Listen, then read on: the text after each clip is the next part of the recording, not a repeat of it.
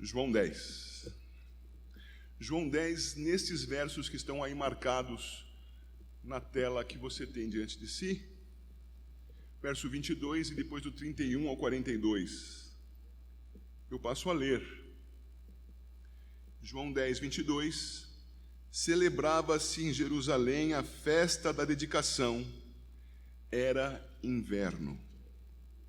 E a partir do 31, novamente pegaram os judeus em pedras para ali atirar. Disse-lhe Jesus: Tenho-vos mostrado muitas obras boas da parte do Pai. Por qual delas me apedrejais? Responderam-lhe os judeus: Não é por obra boa que te apedrejamos, e sim por causa da blasfêmia, pois sendo tu homem, te fazes Deus a ti mesmo. Replicou-lhe Jesus: Não está escrito na vossa lei, eu disse, sois deuses? Se ele chamou deuses àqueles a quem foi dirigida a palavra de Deus, e a Escritura não pode falhar, então daquele a quem o Pai santificou e enviou ao mundo, dizeis, tu blasfemas, porque declarei sou filho de Deus? Se não faço as obras de meu Pai, não me acrediteis, mas se faço e não me credes, crede nas obras, para que possais saber e compreender que o Pai está em mim e eu estou no Pai. Nesse ponto procuravam outra vez prendê-lo, mas ele se livrou das suas mãos.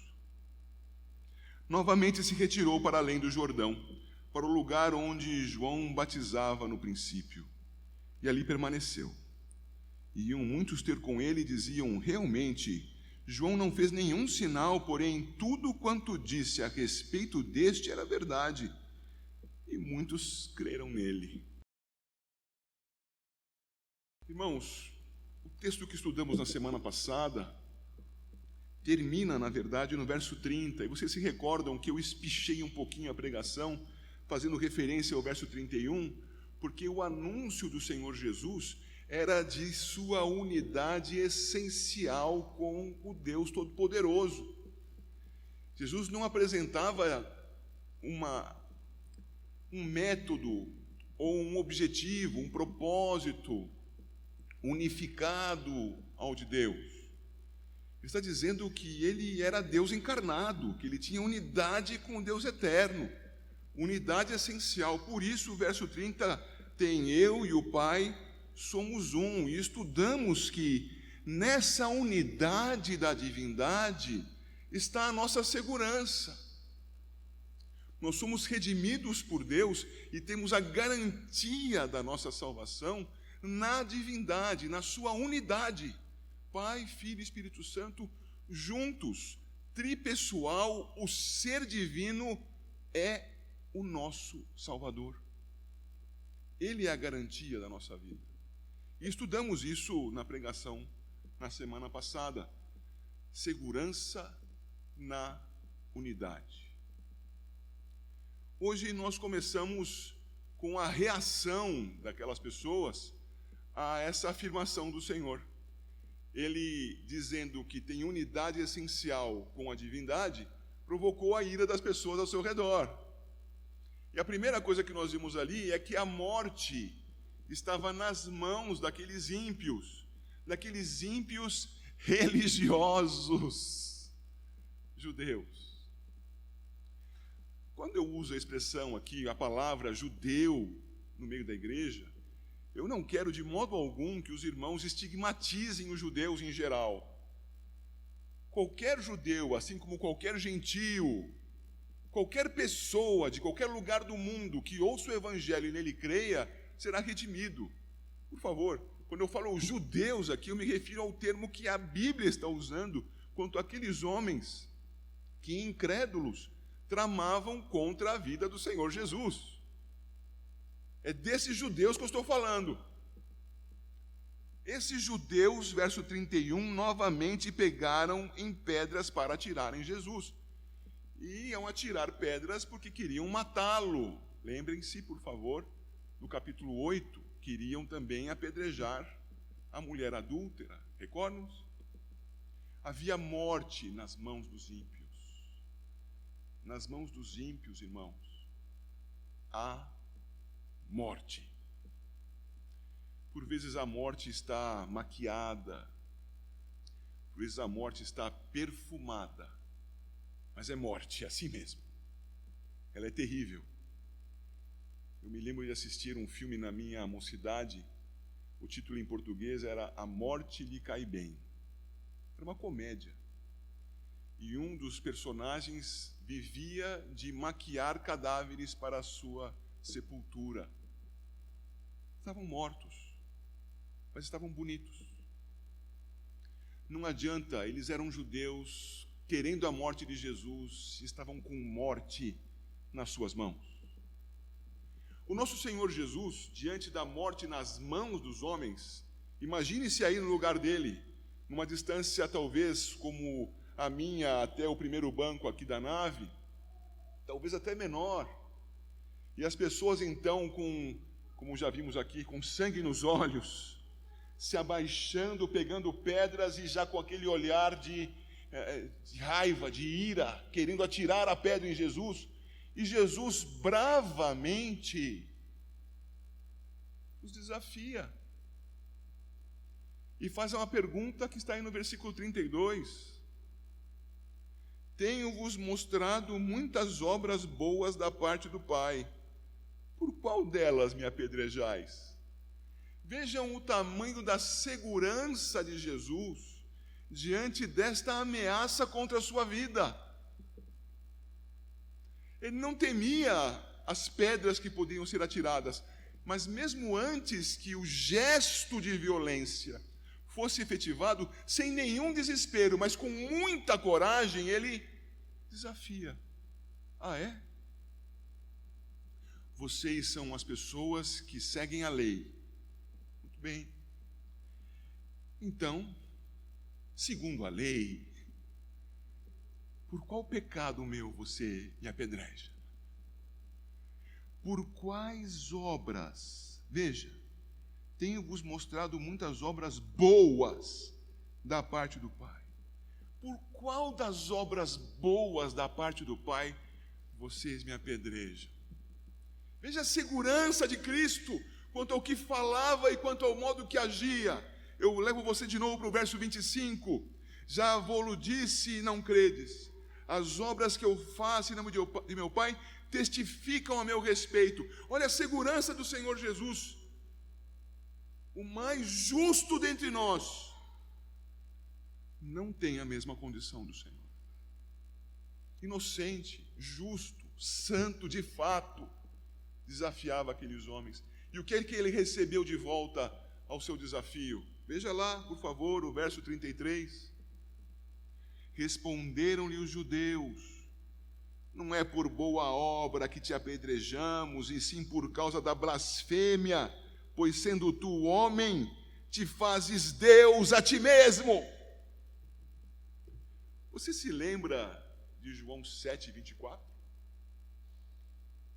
Se não lembra, consulte aí.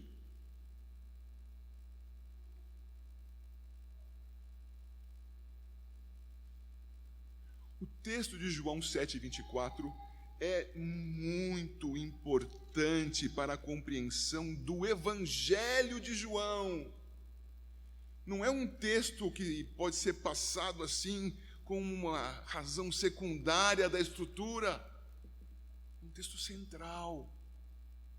Estas pessoas que mal julgavam o Senhor Jesus, o julgavam segundo a aparência, o julgavam segundo a carne, e não o julgavam segundo a reta justiça. Segundo a reta justiça, todos devemos julgar. Mas o que significa isso mesmo? Julgar segundo as Escrituras. Julgar de modo a honrar a Deus. Julgar no poder do Espírito. Julgar a semelhança de Cristo. Essas 4 expressões que eu usei são sinônimas. São a mesma expressão. É preciso que você tenha isso em mente. Estes homens que pegaram pedras para matar a Jesus, morte na mão, também tinham morte na sua boca.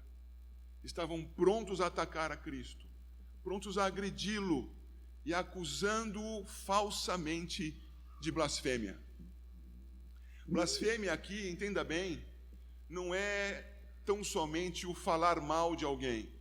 Se eu falar mal de algum de vocês aqui, irmãos, no sentido técnico, ou num sentido técnico da palavra blasfêmia, eu estarei blasfemando contra o irmão, falando mal do irmão. Maledicência, blasfêmia. Mas aqui é tomada a palavra como o falar mal de Deus, o colocar a Deus numa situação de mentiroso, ou assumir-se como tão grande quanto Deus. Fazer-se Deus. Então, blasfêmia. Eles acusavam o Senhor Jesus de blasfêmia por conta dele dizer: eu e o Pai somos um. Tinham morte na sua boca porque não sabiam com quem estavam falando. Tinham morte na sua boca porque o acusavam falsamente, sem conhecer a verdade, sem saber diante de quem de fato estava. Então o Senhor Jesus começa a apresentar a sua resposta, mas a resposta do Senhor Jesus terá sentido se nós trouxermos ao nosso conhecimento, ao nosso entendimento, a festa da dedicação, que está mencionada no capítulo 10, versículo 22, e não foi mencionada à toa. 10, 22 é dito: celebrava-se em Jerusalém a festa da dedicação. Era inverno.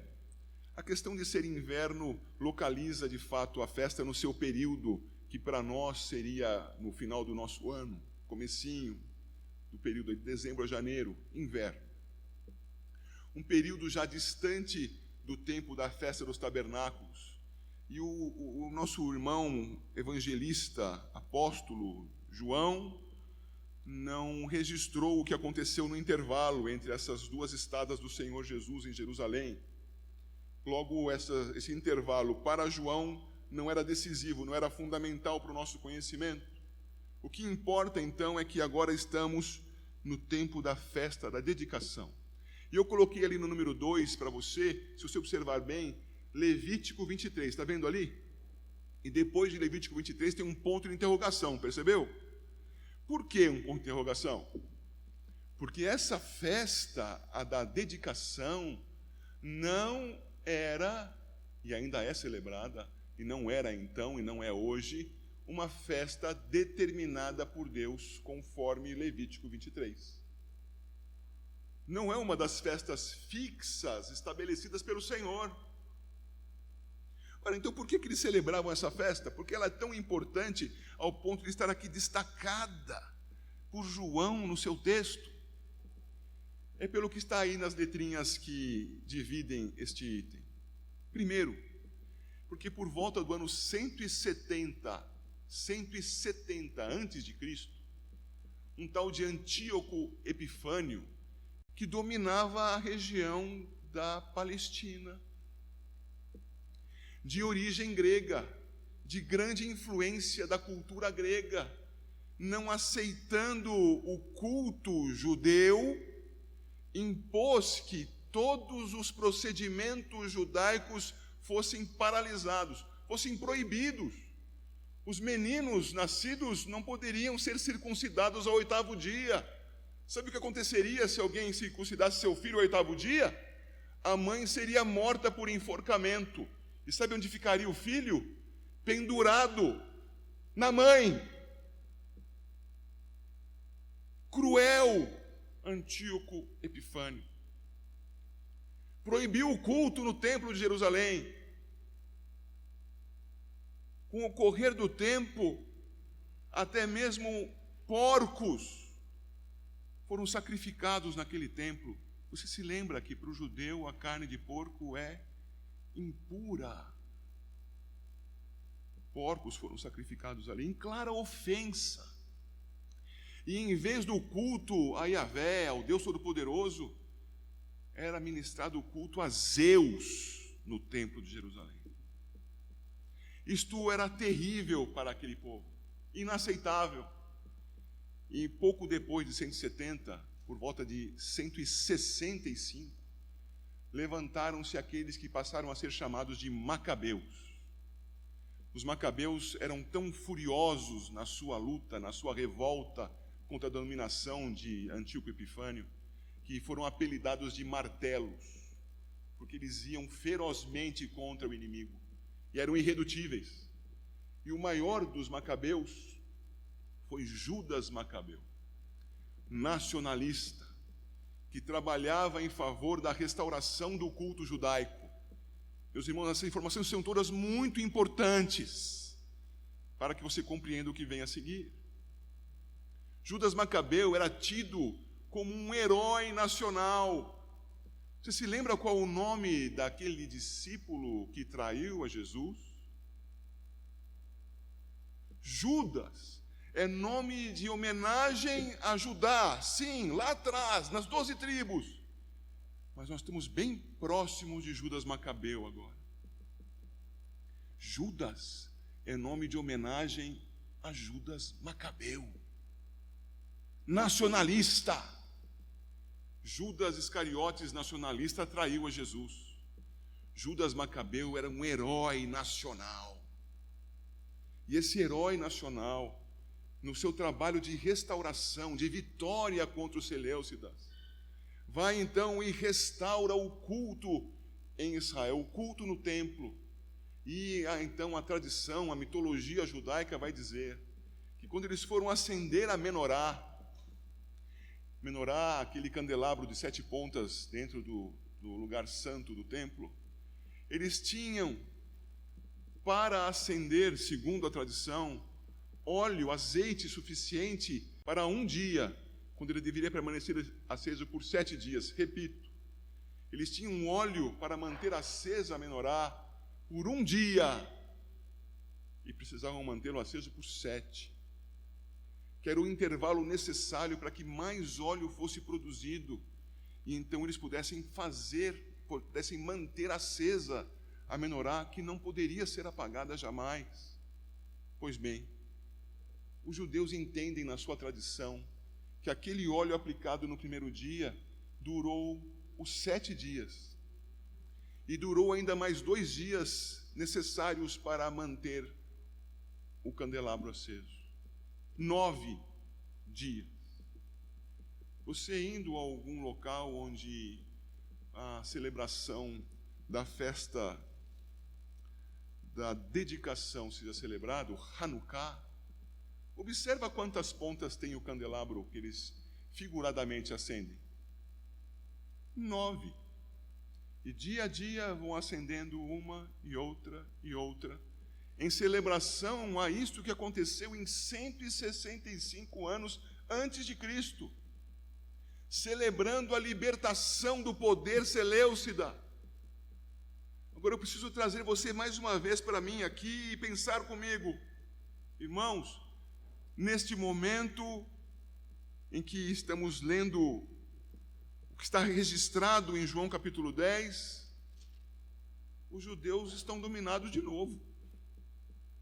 Estão dominados pelos romanos.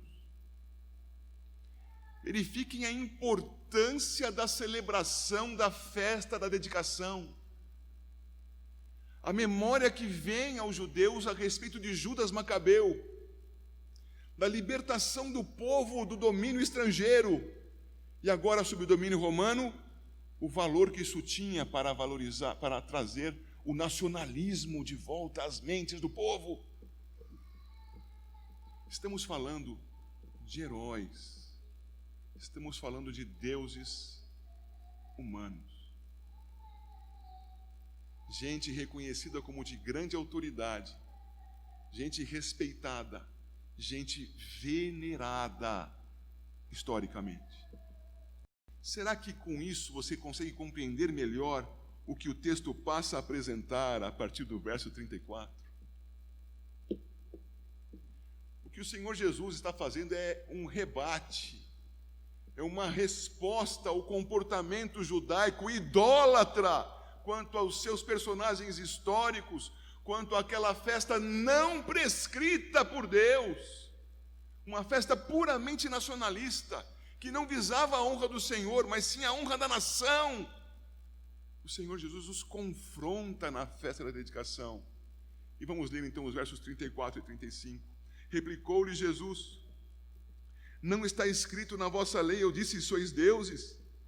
Se ele chamou deuses aqueles a quem foi dirigida a palavra de Deus, e a Escritura não pode falhar, paro por aqui um instante.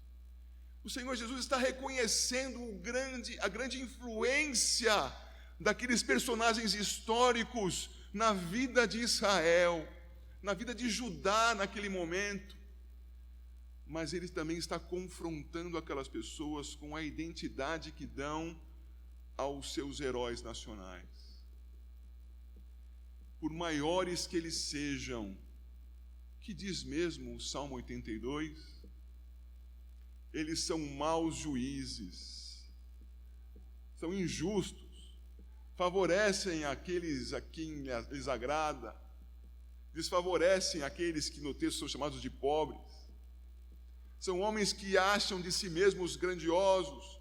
Pensem consigo mesmos se os judeus, fariseus, saduceus, escribas, não são descritos assim nas Escrituras. Você se lembra da parábola do fariseu e do publicano? Um crente no Deus verdadeiro, consciente da sua grandeza, me refiro à grandeza de Deus, oraria: te agradeço, Deus, porque não sou como aquele publicano, porque sou grande, porque sou bom, porque nada me falta. Que soberba, que idolatria de si mesmo. O Senhor Jesus está confrontando pessoas que adoravam a personagens históricos, a símbolos religiosos não instituídos por Deus, e que adoravam também a si mesmos. E que, voltando ao Salmo 82, precisamos ser conscientizados: homens sois, morrereis. Então o Salmo 82 termina dizendo: levanta-te, Senhor, julga, Senhor, julga conforme João 7,24,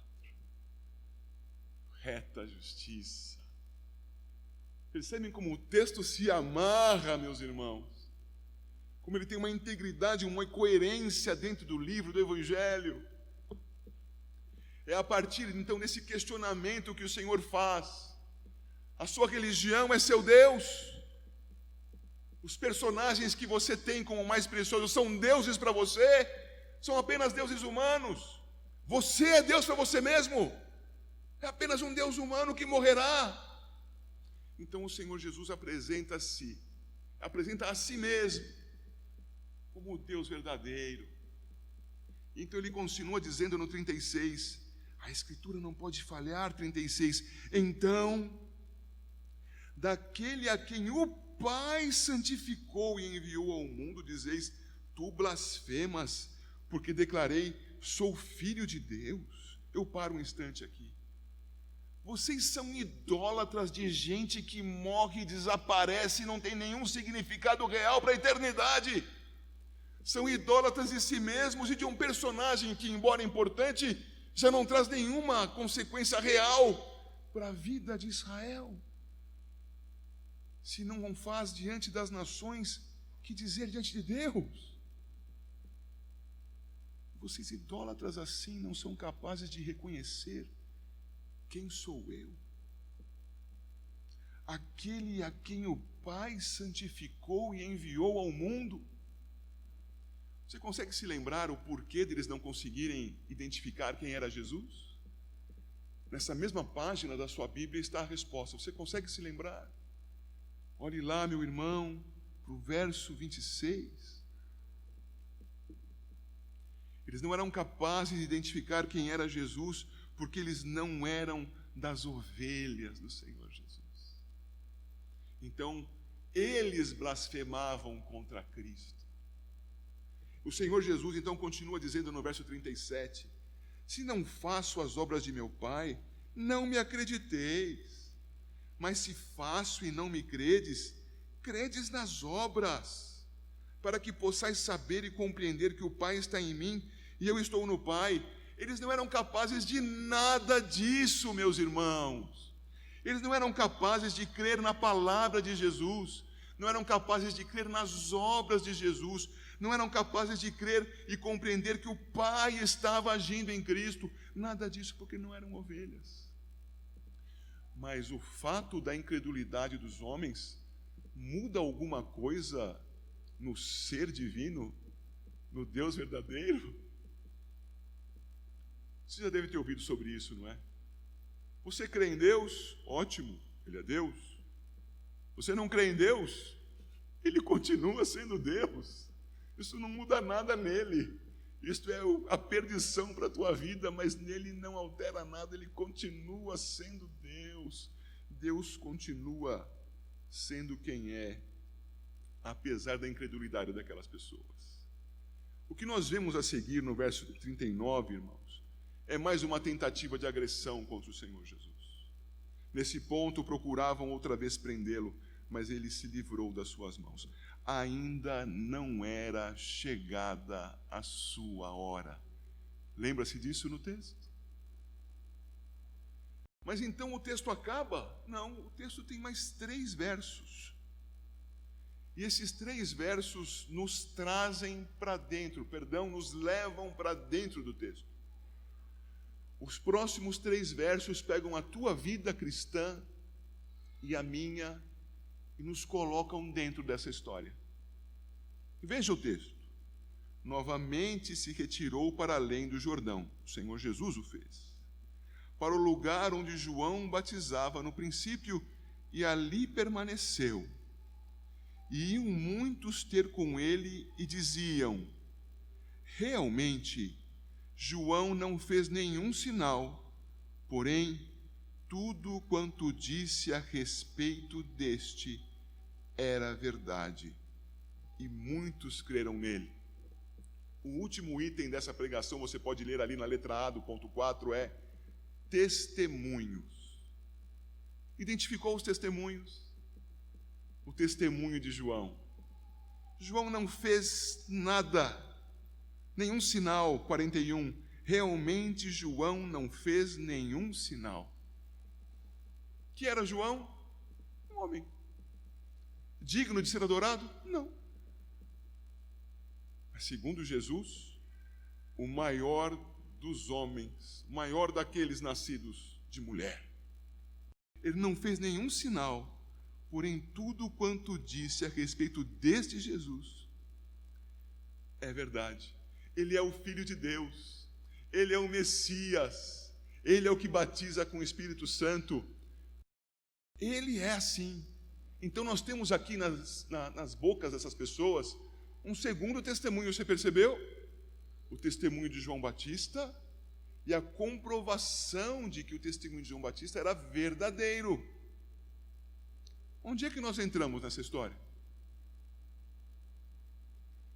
Na mesma fé destes que, comprovando quem era Jesus, isto é, de fato era o Messias anunciado por João, crendo nele, testemunharmos do Senhor Jesus.